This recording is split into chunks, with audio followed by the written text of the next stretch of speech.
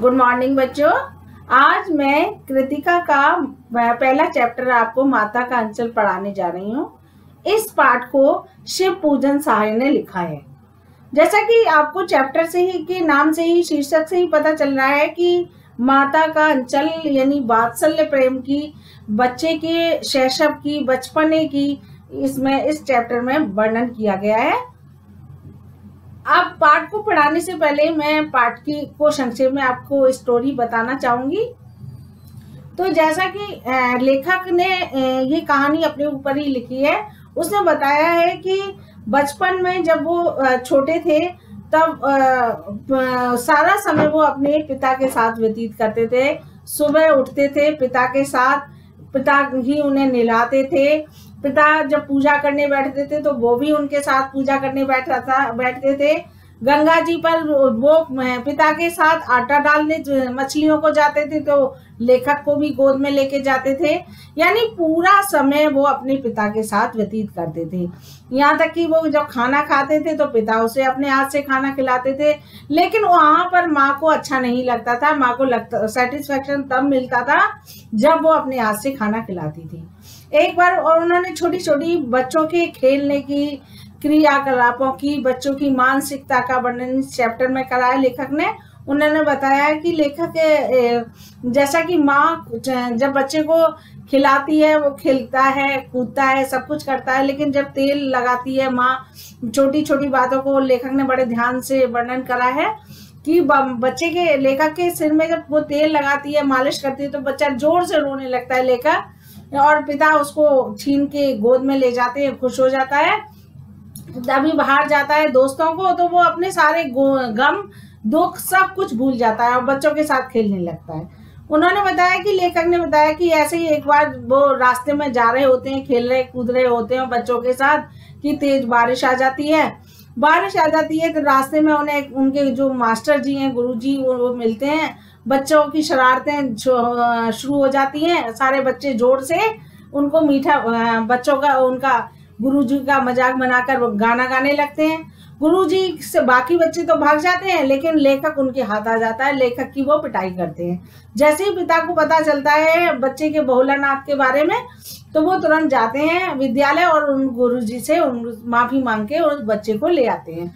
बच्चा गोद में जाता है, खेलता कूदता है कि बाहर अपने साथियों को देखता है, साथियों के साथ खेलने लगता है और सारा कुछ भूल जाता है, फिर भूल जाता है। जब खेल रहा होता है तो वो घर में जाकर क्या खेलते हैं उनके खेलने। ये हमारे यहाँ मोस्ट इम्पोर्टेंट क्वेश्चन भी है कि आज की संस्कृति और 30 साल पहले लेखक ने जिसका वर्णन करा है, क्या अंतर है कि बच्चों के खेल की सामग्री और आज की खेल की सामग्री में क्या अंतर है। तो यानी खेल की सामग्री, पहले जो बच्चे हैं लेखक क्या खेलता है, दियसलाई से खेलता है, माचिस से खेलता है, टूटे फूटे घड़े के उससे खेलता है। इसके बाद पत्तों को इकट्ठे करता है, उस पर पत्तल बनाता है जैसे खाना खाने के लिए, शादियां करते हैं, घोड़ी बनाते हैं और खेती करते हैं, दुकानें लगाते हैं। इस तरह के वो खेलों को जो गांव में प्रचलित सामान से जो कुछ मिल जाता था उससे वो खेलते थे। इस तरीके से वो जब खेलते खेलते कभी आपस में झगड़ने भी लगते थे कि बच्चे आपस में। एक बार की घटना का वर्णन लेखक ने कराया कि एक बार वो जब खेल रहे थे तो खेलते खेलते क्या हुआ कि बारिश और आंधी चलने लगी कि वो एक पेड़ के नीचे गए। पेड़ के नीचे उन्होंने क्या करा कि उसके अंदर उन्होंने पानी डाल दिया। पानी डालते ही उसमें से नाग देवता यानी सांप निकल आया। सांप निकला कि बच्चे उसको देखकर भागने लगे। सारे बच्चे भाग गए। कोई किसी का सिर फूटा, किसी की नाक फूटी, किसी का माथा फूटा, और इस तरीके से वो भागते रहे। रास्ते में उनके पिताजी बाहर बैठे हुए थे और पिताजी ने पूछा, बेटा क्या हुआ भोलानाथ? लेकिन वो पिता को भुलाकर, छोड़कर, सबको छोड़कर माता के आंचल में जाकर, माँ भी काम कर रही होती है, चावल साफ कर रही होती है। जैसे बच्चे को रोता हुआ देखती है वो चावल एक तरफ फेंक देती है और अपनी गोद में लेके बैठ जाती है। बच्चा भी उसमें सिसकता रहता है। यानी यही पाठ का शीर्षक है जो लेखक कहना चाहता है कि माता के आंचल में जाकर बच्चा अपने आप को सबसे ज्यादा सुरक्षित महसूस करता है। अब आइए, अब हम इस पाठ को पढ़ते हैं। जहाँ लड़कों का संग वहाँ बाजे मृदंग, जहाँ बुड्ढों का संग वहाँ खर्चे का तंग। हमारे पिता तड़के उठकर निवट नहाकर पूजा करने बैठ जाते थे। हम बचपन से ही उनके अंग लग गए। यानी तड़के मीन्स प्रातःकाल, हम प्रातःकाल उठ जाते थे और उनके बचपन से ही हम पिता के अंग लग गए, यानी उनके करीब ज्यादा रहते थे।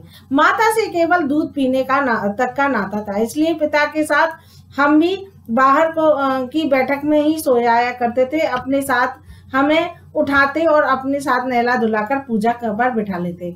हम बबूत का तिलक लगा देने के लिए उनको दिक करने लगते, कुछ हंसकर, कुछ झुझलाकर, कुछ डांटकर। वे हमारे चौड़े लिलार कहते हैं मस्तक पर, त्रिपुंड कहते हैं 3 लाइनें, त्रिपुंड कर देते थे। हमारे लिलाल के बबूत खूब खिलती थी, सिर में लंबी लंबी चटाई थी। बबूत रंगाने के बाद हम अच्छे खासे बम्बोला बन जाते थे।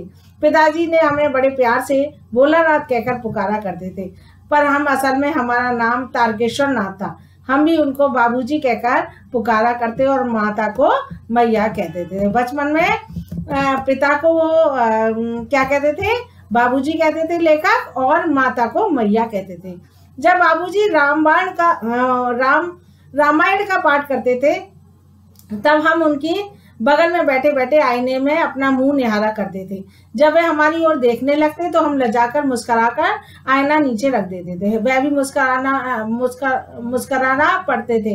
पूजा पाठ कर चुकने के बाद जब हम राम नाम लिखने लगते और अपनी राम नाम वाली बही पर 1000 राम लिखकर उसे पाठ करने लगते और पोथी के साथ बांध कर रख देते। फिर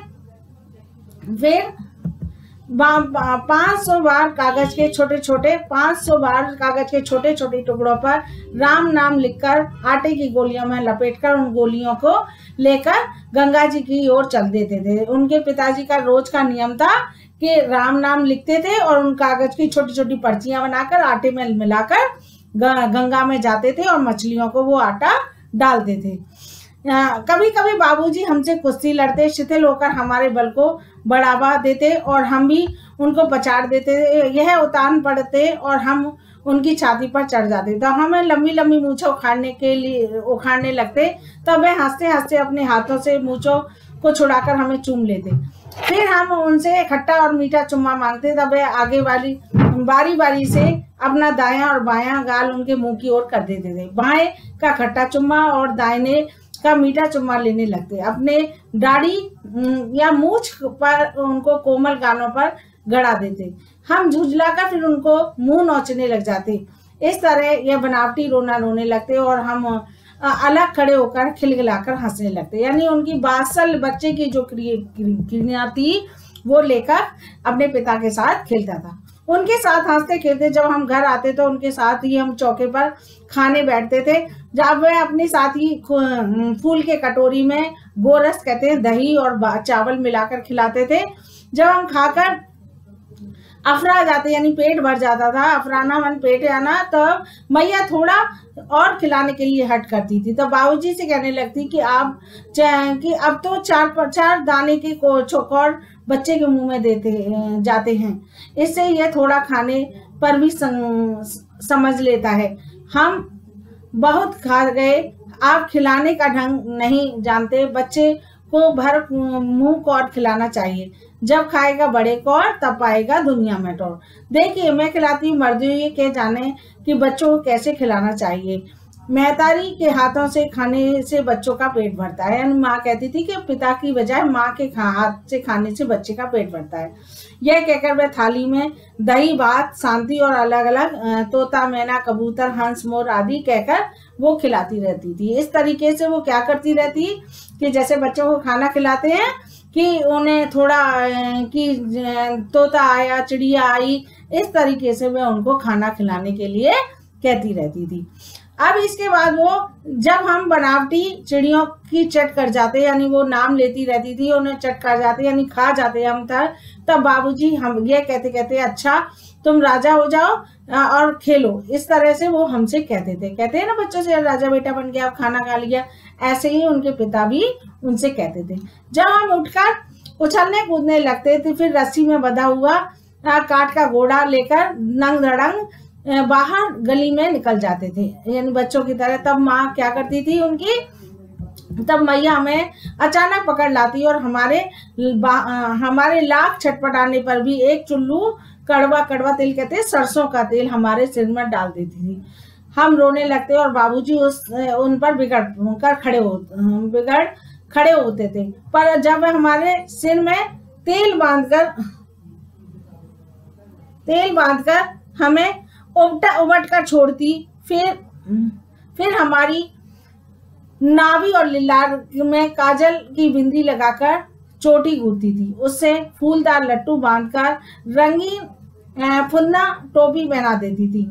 तो हम खासे कन्हैया बनकर बापूजी की गोद में सिसकते सिसकते बाहर आते थे। बाहर आते ही हमारी बाट जोकर बालकों को एक झुंड मिल जाता था। हम उस खेल के साथियों को देखते ही सिसकना भूलकर बाबूजी की गोद से उतर पड़ते और अपने हमजोलियों के साथ मिलकर तमाशा करने लग जाते थे। तमाशे में ऐसे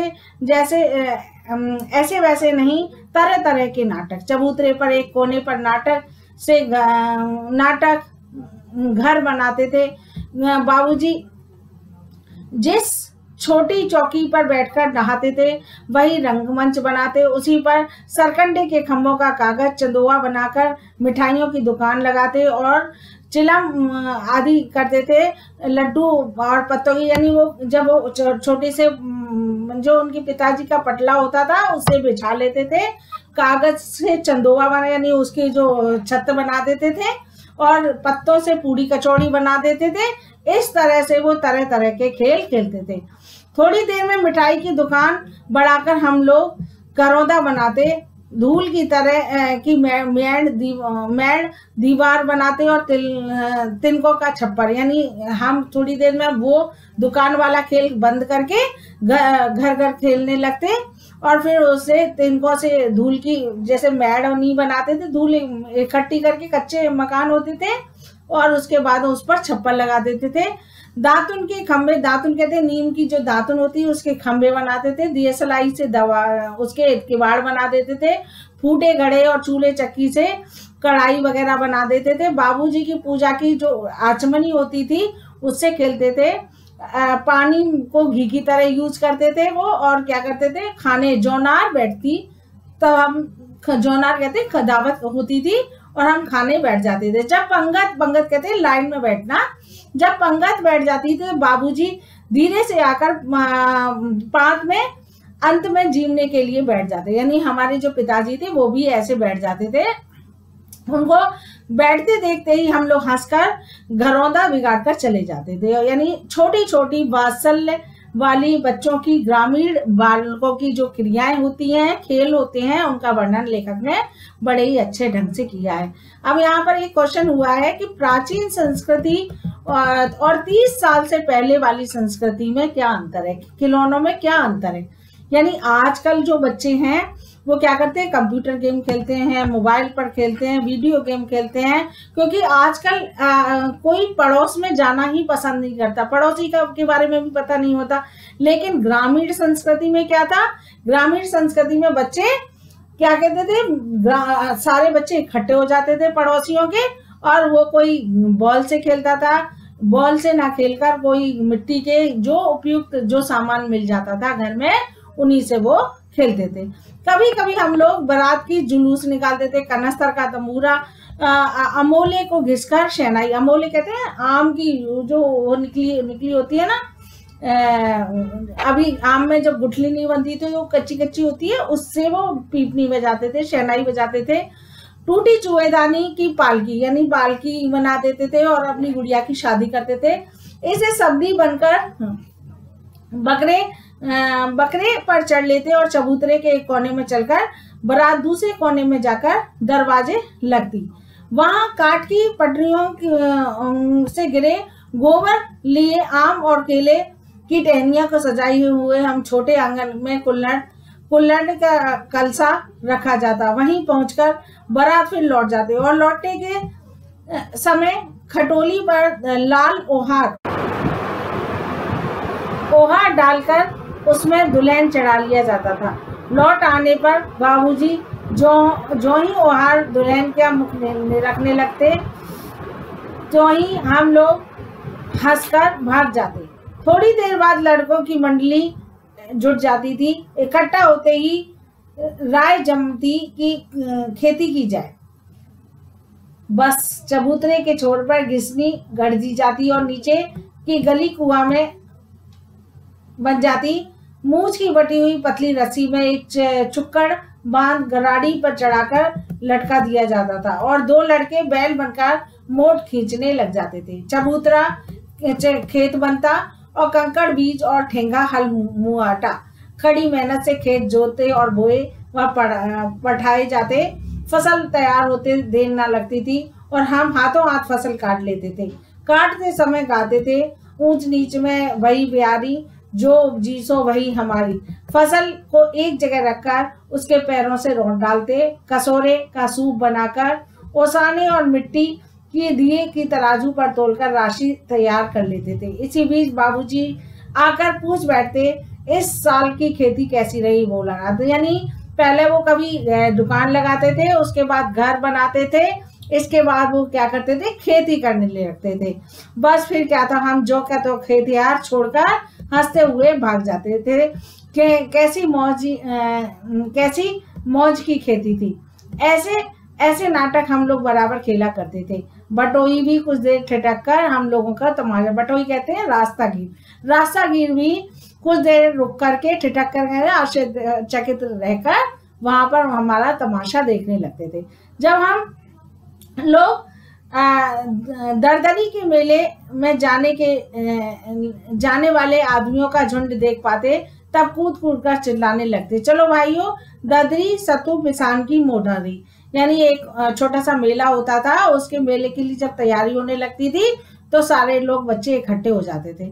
अगर किसी दूल्हे के आगे आगे जाती हुई ओहारदार पालकी देख पाते, तब खूब जोर से चिल्लाने लगते थे, रहरी में रहरी, पुरान रहरी, डोला के कन्या हमार महरी।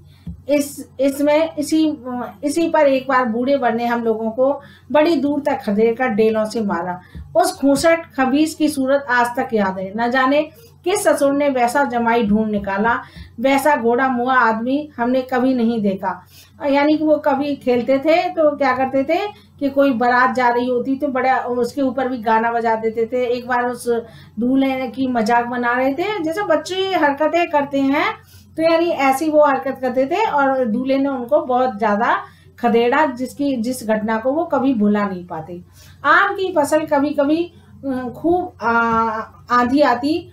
आंधी के कुछ दूर निकल जाने पर हम लोग बाग की ओर दौड़ पड़ते, वहां चुन चुनकर गुले गुले गोपी आम चापते। एक दिन की बात, आंधी आई और पट पड़ गई। आकाश काले बादलों से ढक गया, मेघ गरजने लगे, बिजली कौंधने और ठंडी हवा सनसनाने लगी, पेड़ झुकने लगे और जमीन चूमने लगे। हम जो लोग चिल्ला उठे, एक पैसा को लाई बाजार में छितराई, बरखा उधरे बिलाई, लेकिन बरखा ना रुकी और न मूसलाधार पानी होने लगा। हम लोग पेड़ों की जड़ में दड़ से सट गए। जैसे ही कुत्ते के कान में अंटे कहते, कुत्ते कान में जो कीड़ा लगा होता है, उसकी तरह हम पेड़ से चिपक गए, मगर बरखा जमी नहीं, थम गई।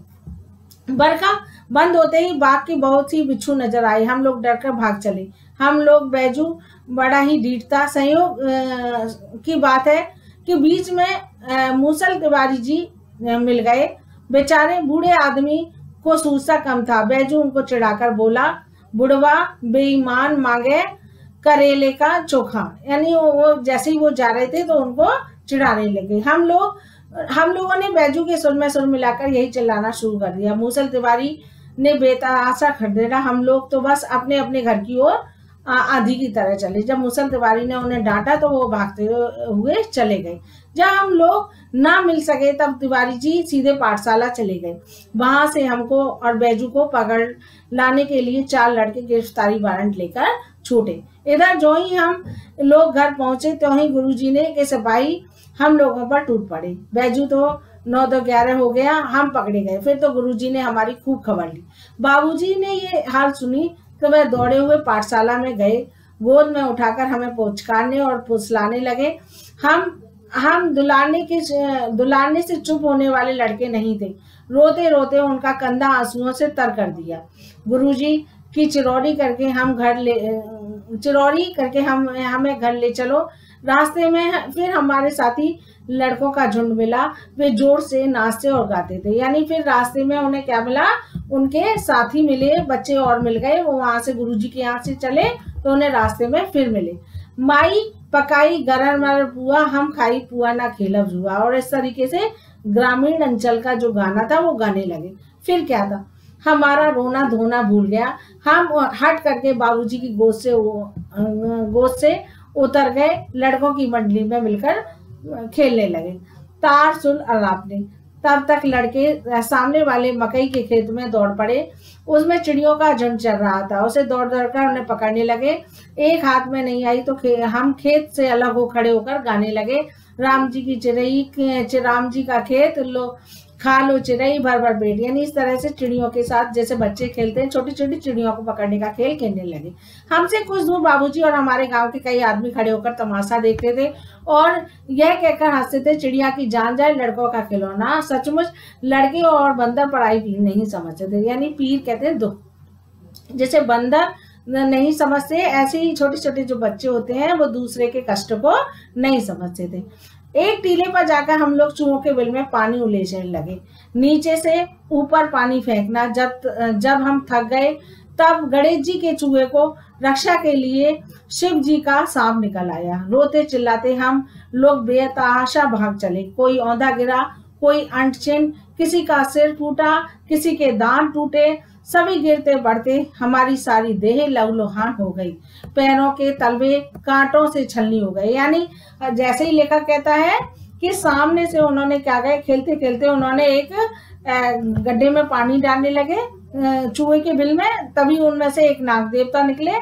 उसे देखते ही वो लेखक इतना तेज भागने लगा कि कभी उनका सिर दुखने लगा, कभी उनका माथा दुखने लगा और वो ऐसे भागते भागते घर की ओर चल दिए। हम एक सुर में दौड़ते हुए आए और घर में घुस गए। उस समय बाबूजी बैठक की ओसारे में बैठकर हुक्का गुड़गुड़ा रहे थे। उन्होंने हमें बहुत पुकारा पर हमने उनकी अनसुनी करके हम दौड़ते हुए मैया के पास चले गए। जाकर उसी की गोद में शरण ली। मैया चावल अमनिया कर रही थी। अमनिया कहते हैं धोना। चावल धो रही थी माँ और पिता ने रास्ते में रोका और उन्होंने कहा कि गोद में आ जाओ। लेकिन लेखक कहता है हमने पिता की बात अनसुनी कर दी और माता चावल धो रही थी, हम उसकी गोद में जाकर बैठ गए। हम उसी के आंचल में छिप गए। हमें डर से कांपते देखकर वह जोर से रो पड़ी। सब काम छोड़ बैठी। अधीर होकर हमारे भय का कारण पूछने लगी।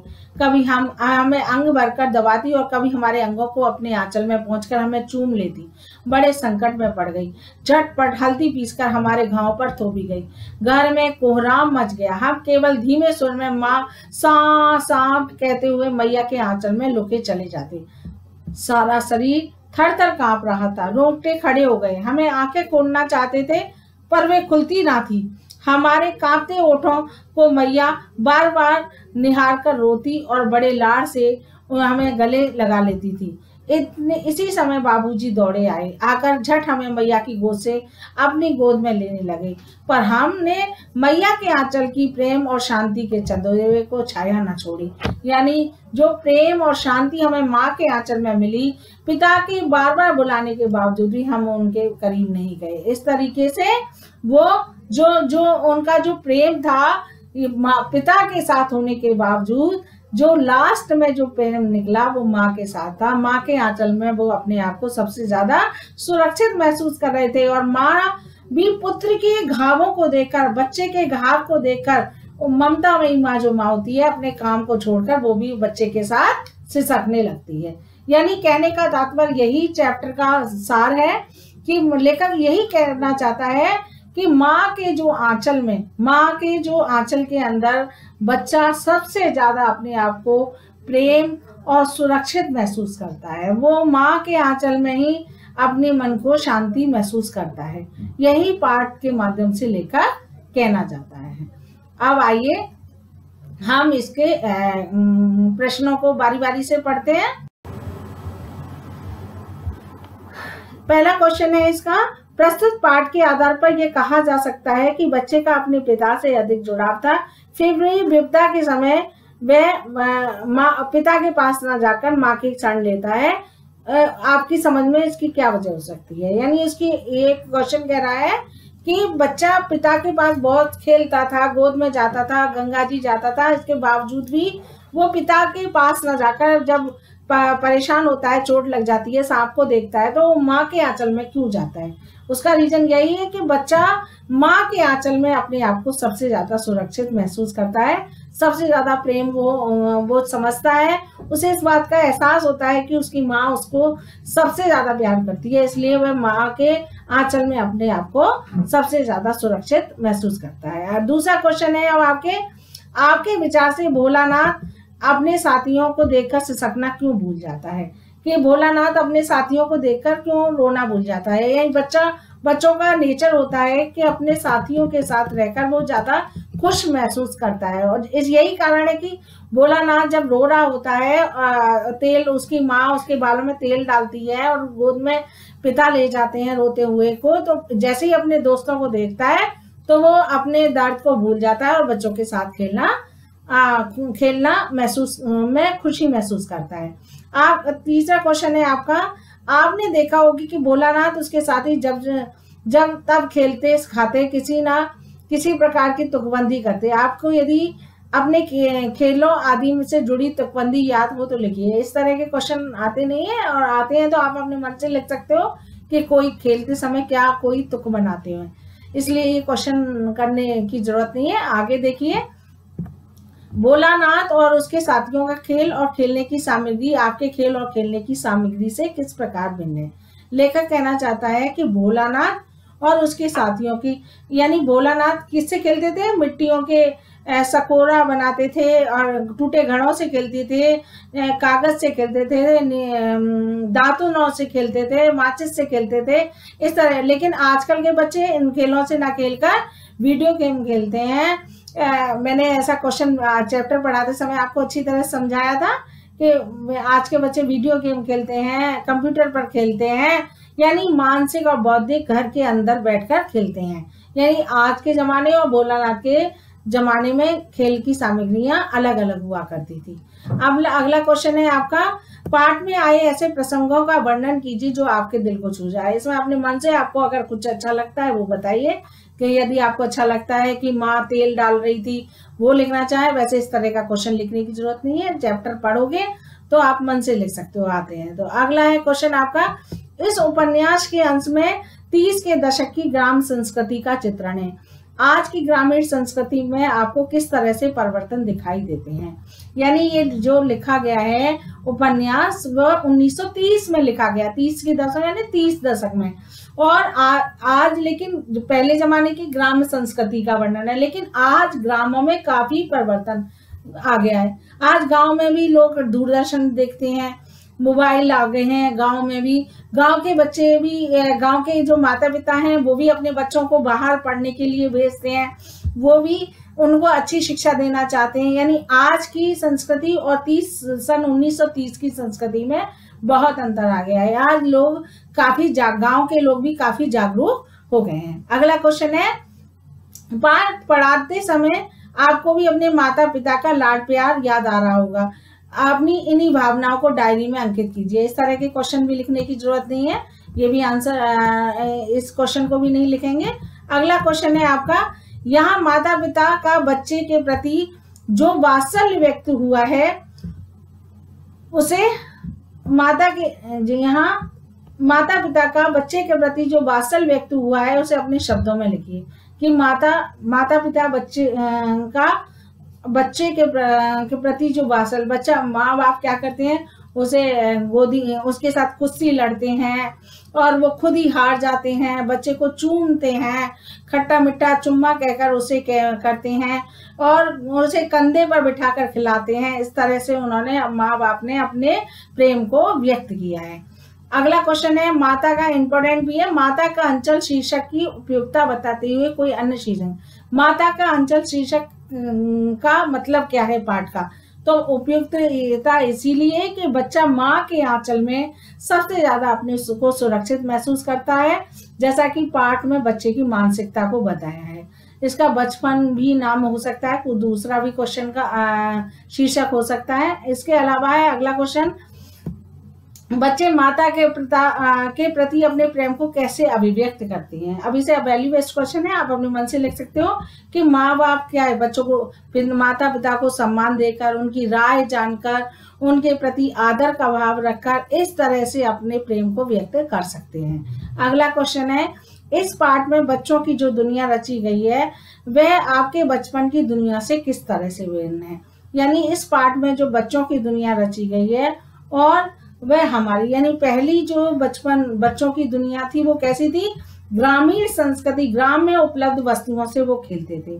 लेकिन आजकल के आज की जो पीढ़ी है वो क्या है, दूरदर्शन देखती है, वीडियो गेम खेलती है, कंप्यूटर पर खेलती है, इस तरह के खेल। यानी आज के बच्चे और पुराने बच्चों में बहुत अंतर है, यही पाठ के अंतर्गत बताया गया है। अगला क्वेश्चन है, फणीश्वर रेणु का नागार्जुन की आंचलिक रचनाओं को पढ़िए। ये केवल पढ़ने के लिए, इनकी अगर राइटर की, अगर आपको गांव की संस्कृति से संबंधित, इनसे मिलता जुलता पाठ है, अगर आप पढ़ना चाहें तो उन पाठों को पढ़कर अपने ज्ञान में को और अधिक बढ़ा सकते हैं। अंत में मैं यही कहूंगी, आप इनके क्वेश्चन के आंसर्स जो PDF भेज रही हूँ उनके आंसर आप अपनी कॉपी में करिए। थैंक यू बेटा।